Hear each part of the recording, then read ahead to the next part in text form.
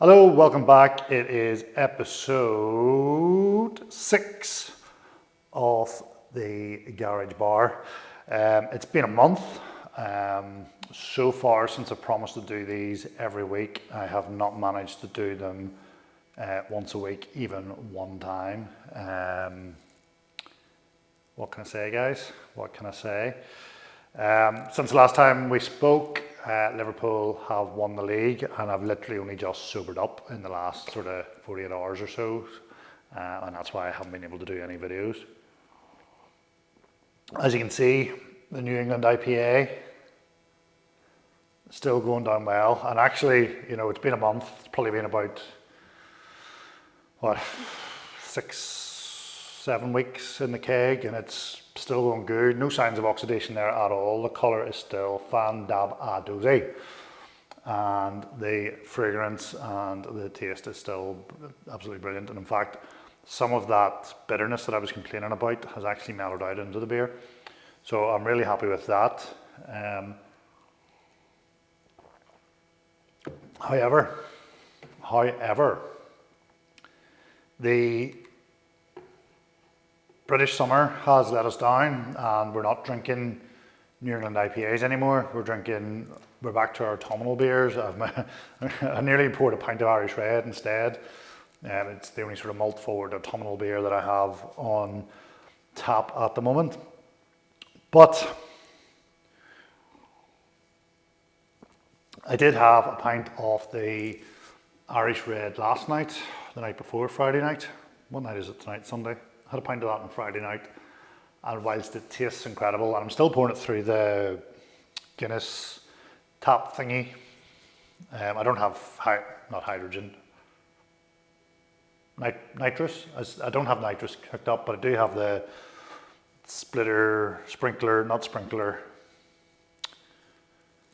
the stout tube that I'm pouring the Irish Red through, so it looks incredible in a pint glass. Like it's a thing of beauty. It still tastes incredible, and in anything it's cleared right up. Like it's crisp looking, it's beautiful looking, but there is, if you really nose it, there's a bad smell coming off it, so it's starting to go on the turn. A little bit of, like, the only way I can describe it is like a hint of vinegar coming across, so that sort of would suggest either dirty pipes, which is potential, although they're quite new in the Keezer, so I wouldn't be ready to write them off just yet, or the beer is starting to turn, and it has been in there since sort of early March time. We're now the midpoint of June, believe it or not, in the middle of June. So what's happened since the last time I spoke to you? It's my birthday. Well, it's not my birthday anymore. It has been my birthday. Not a lot of alcohol related birthday shenanigans this year. We went to the local village pub for a few beers and a bite to eat. Actually, it was really nice. And that's really it. Went out last weekend. There was a big ice hockey do in Belfast. So I went out for a few beers with that. I didn't actually go to any of the games. But yeah, just went down to Belfast, had a few beers, had a few Guinness, and just trips through the town, as you do. But yeah, it was good. So today was a brew day. I'm saying I am a lot. I don't do I always do that? I'm really self-conscious about it tonight for some reason. It doesn't matter. I think I mentioned this before in the video where I was saying about I wanted to get back and do some West Coast IPAs, the old style. So like, I don't know, Punk IPA, Sierra Nevada, others. And as soon as I said that, I don't even know if I did say it on camera or not, every man on their dog, and I'm not saying I'm the trendsetter, like my 62 views did not set off a trend across the world, but every man on their dog that has a BrewTube video account has started doing West Coast IPAs again. It's incredible. I'm here for it. I really enjoy that style of beer, and I can't believe I actually got away from it for so long, because I didn't really want to. As I said last year, it was all about lagers and the big sack of Pilsner malt and all that stuff. But specifically what I wanted to do was a clone of Sierra Nevada. That was going to start off this new series of brewing. It's not really a very hard beer to make.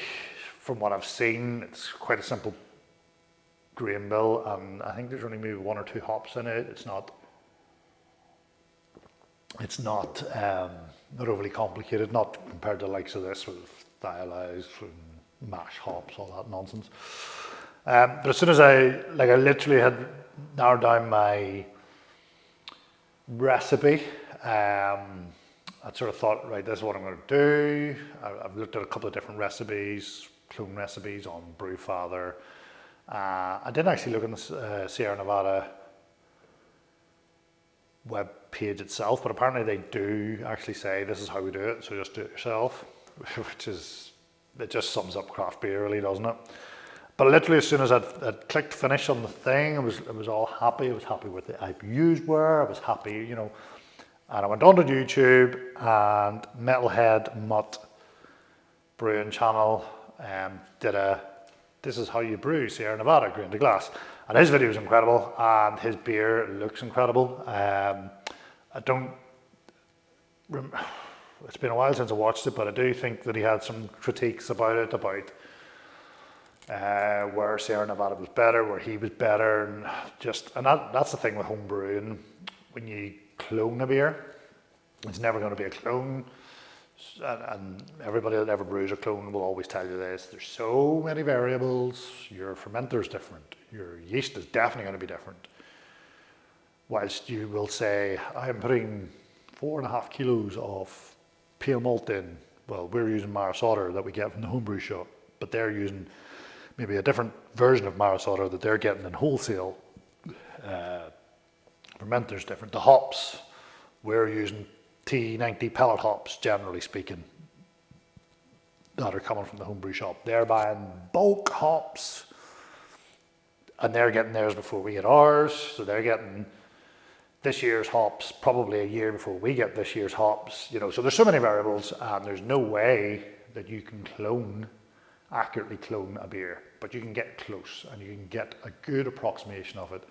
And I think that's what Metalhead Mutt did in that video, and it's what people do, generally speaking.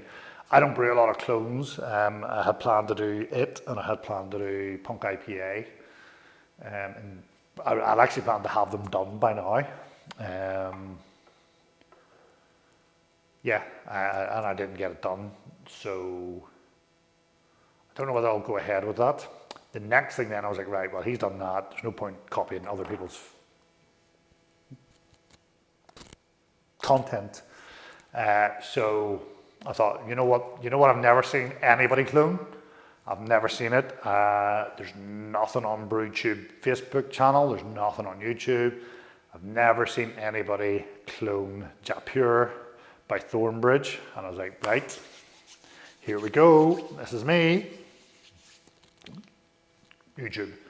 Malt Miller, a three-part video special about visiting Thornbridge to build Japure. Build it, brew it, whatever. Which is good, because that means they're probably going to do a brew with us grain pack, which means I don't have to worry about it. I'll just buy it, brew it, and then I'll have it. So today's brew was, hold on, I'll bring up Brewfather, but it was not necessarily a clone of Sierra Nevada. In fact, definitely not, because I didn't have some of the stuff. So I would say it's inspired by Sierra Nevada. So we'll bring up Brewfather, and I'll talk you through. Now, this is a problem. I'll talk you through it. Now, the reason it's inspired by is because it didn't have any of the hops that are needed for Sierra Nevada. Sorry, let me turn my volume off on my phone,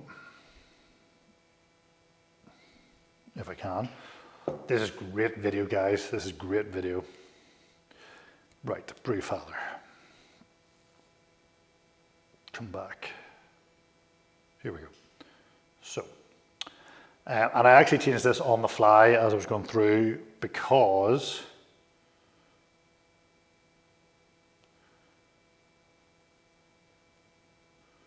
we're going to do this. I changed it on the fly because the hops that I thought I had, I didn't have the quantities off, so I changed some things about. Also, there was a little bit of a mix-up in the grains, not a mix-up as such, didn't have quite enough of one of the grains, so I put something else in which isn't really the same, but right, so here we go. This is what I actually went with, and I'll explain in a second. So what I went with was 4.5 kilograms of Maris Otter, your base malt, goes without say, 423 grams of Cara Gold. Now, that comes in at 8%. It was meant to be 10%. I only had 423 grams. That's why it's so specific. 263 grams of wheat malt. That comes in at 5%. That was meant to be 5%. That's why that comes in so specific. I didn't have enough Cara Gold to make up the full 10%. So, I just, because why not, I just added the 136 grams that was meant to be Cara Gold of Cara Pils. But that's 2.6%.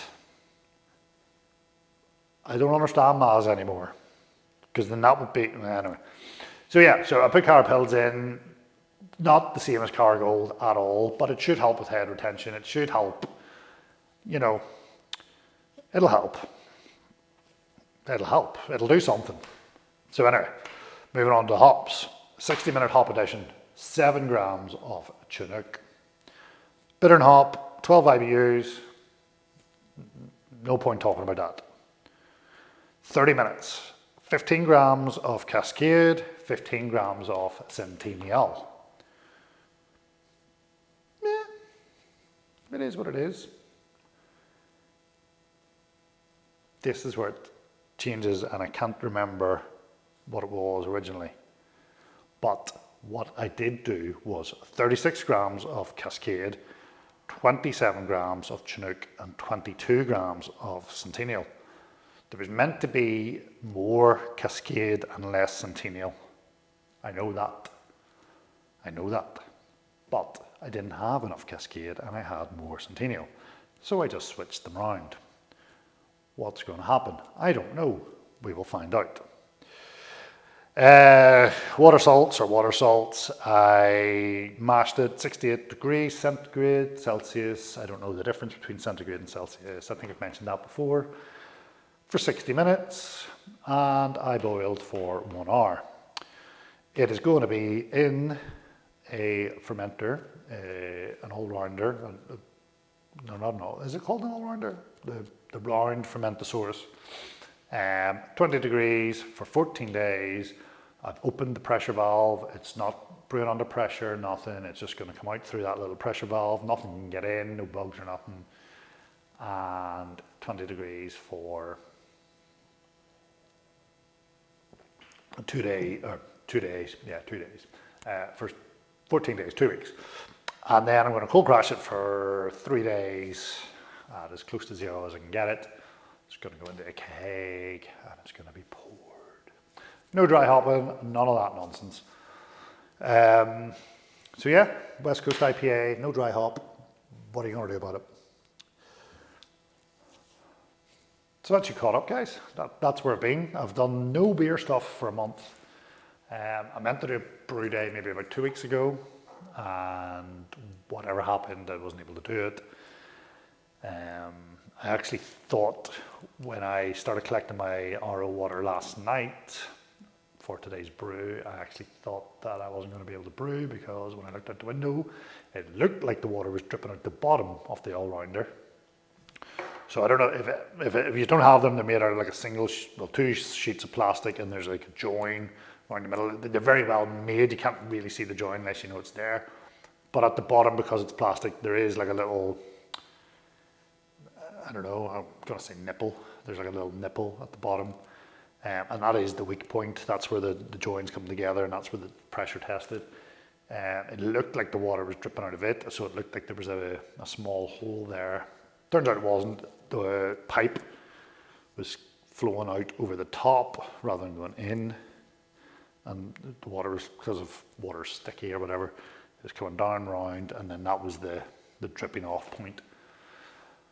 So we got our RO water, we got our brew done, and I'll tell you what, guys, the brew day today went seamlessly. Apart from the few minor recipe tweaks, the whole brew day went absolutely flawlessly.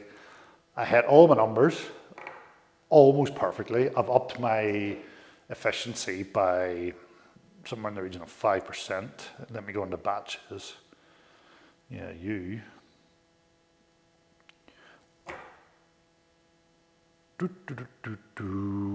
So, all our volumes are fine. Actually, we got an extra half a litre of beer, well, half a litre of wort, I guess. So, pre-boil gravity should have been 1047. I got 1048. Post-boil gravity should have been 1053. I got 1057. So that's your OG 1057.